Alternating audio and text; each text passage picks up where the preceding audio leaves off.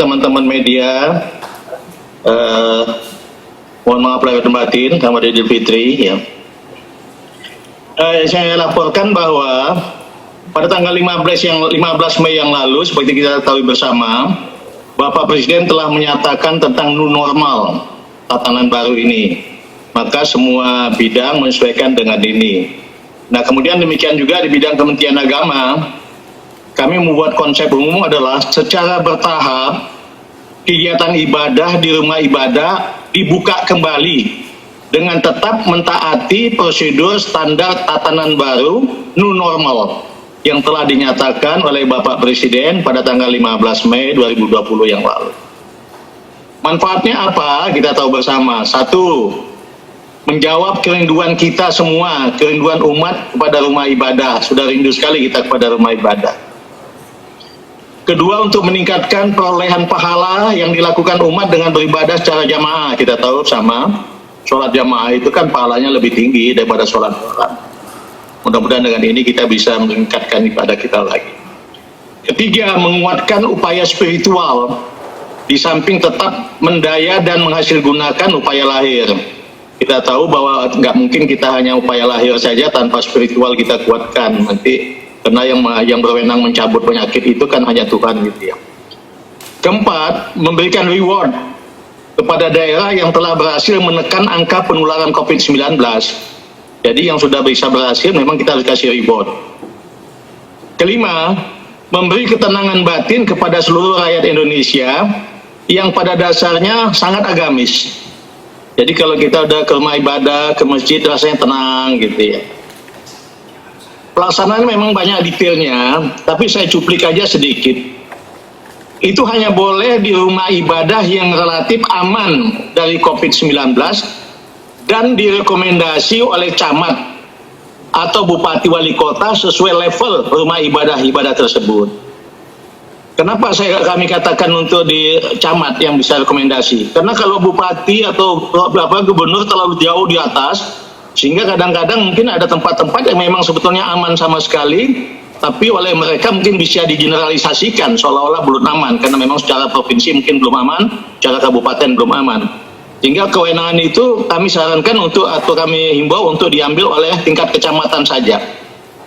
Jadi forum komunikasi pimpinan kecamatan yang mempelajari validitas dari yang diajukan oleh kepala-kepala desa.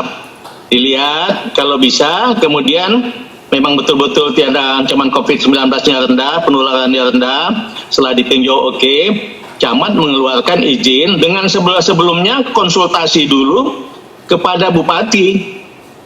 Kenapa? Yang tahu tentang status new normal secara keseluruhan, utamanya tentang reproduction number atau R0, atau effective reproduction number atau RT, yang tahu ya tingkat kabupaten ke atas atau yang sangat paham.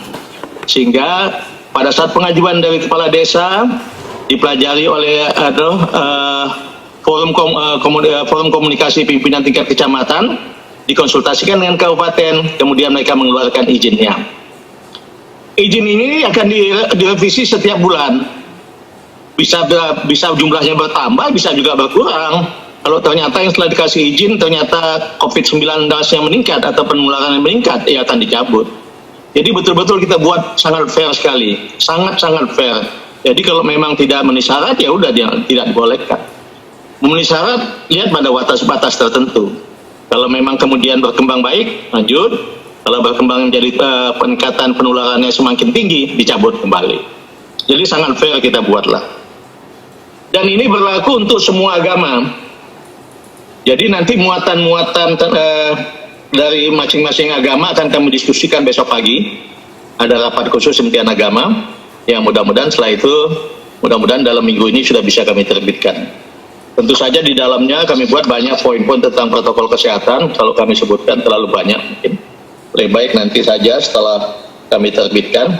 Rencana kami dalam minggu ini sudah akan kami terbitkan tentang revitalisasi fungsi rumah ibadah pada tatanan normal baru. Jadi kami namakan itu revitalisasi fungsi rumah ibadah pada tatanan normal baru. Ini tentu saja membutuhkan koordinasi yang sangat baik di tingkat bawah, karena tentu saja nanti kalau ada izin, diberikan izin, perlu ada dibangun sistem pengamanannya, minta kemudian ada koordinasi yang baik antara unsur-unsur di kecamatan dengan unsur TNI, unsur kepolisian, dan unsur-unsur Kementerian Agama yang ada di daerah, sehingga semuanya bisa berjalan dengan baik. Tapi sebagaimana yang selalu saya sampaikan sebelumnya, memang semua kita, termasuk Bapak Presiden, Bapak Wakil Presiden, sepakat kita sudah sangat rindu untuk kembali kepada rumah ibadah kita masing-masing. Dan ingin kita revitalisasi fungsi rumah ibadah dalam tatanan normal baru ini. Itu aja yang dapat saya informasikan.